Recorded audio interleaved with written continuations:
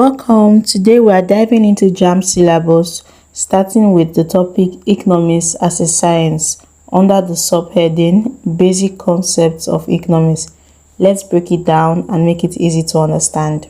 Economics is called a science because it studies how people behave when they have limited resources but many wants. The word ends in the definition of economics refers to our unlimited wants or needs like food, clothes, or books. Scarcity means there aren't enough resources to meet all these wants like money or time. The resources can be used in different ways, which we call alternative uses. Economics helps us understand how people decide to use these limited resources to satisfy their most important needs. Now, let's break down the basic concepts of economics.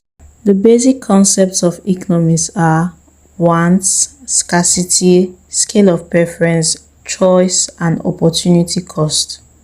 Wants.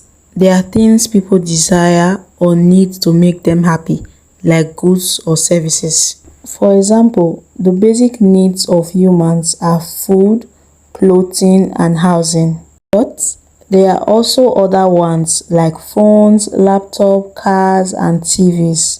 These needs and wants are called insatiable because people always want more, but the resources like money to get them are limited or scarce. Now, let's look at scarcity. Scarcity means there aren't enough resources to satisfy all the things people want. In other words, it is the inability to provide everything we desire. For example, as a student, you might need to get school materials like an exercise book that costs about 1,000 naira, but you only have 950 naira. This shows that your resources, which is the money you have, are limited and not enough to meet your need.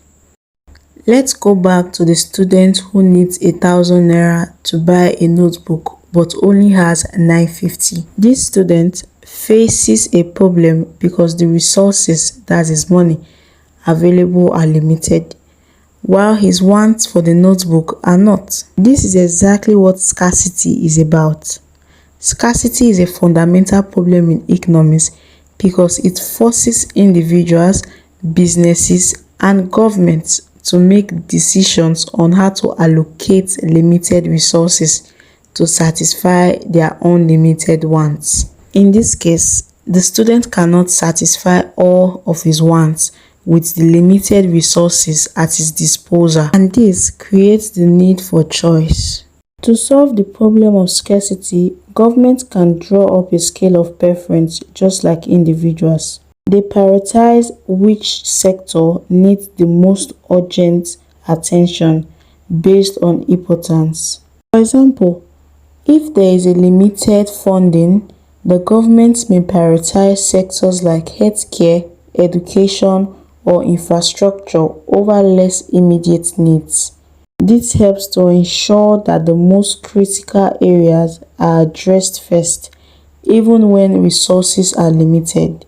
Scale of preference. It's simply a way of listing all the things we want, arranged by how important they are to us. It's a way of organizing our desires in order of priority. For example, let's say Miss Precious, a student, has several things she wants: a set of pots, a dress, shoes, and a fan. But she can't afford the fan. Since the fan is the least essential of her wants, she has to leave it out for now. The fan in this case becomes our opportunity cost. The importance of scale of preference cannot be overstated. First, it helps with ranking needs, ensuring that we know what's most important and what can wait. It encourages financial prudence, allowing us to track our spendings and manage money wisely. The scale of preference helps to identify the highest priority, ensuring we focus on what's urgent and necessary rather than things that aren't important. With limited resources, it enables the efficient utilization of what we have, preventing waste and ensuring that we get what we need first. Finally, it ensures optimum allocation of resources, making sure we use them in the most effective way possible. Choice. It refers to the process of selecting one option from many alternatives. It is nearly impossible to produce everything at once. We must make choices based on our available resources. For instance, the student who needed to buy a book of 1,000 naira but only had 950 naira had to make a choice. Instead of buying the 1,000 naira book, he settled for the 600 naira book. This is a clear example of how we prioritize needs based on the limited resources available.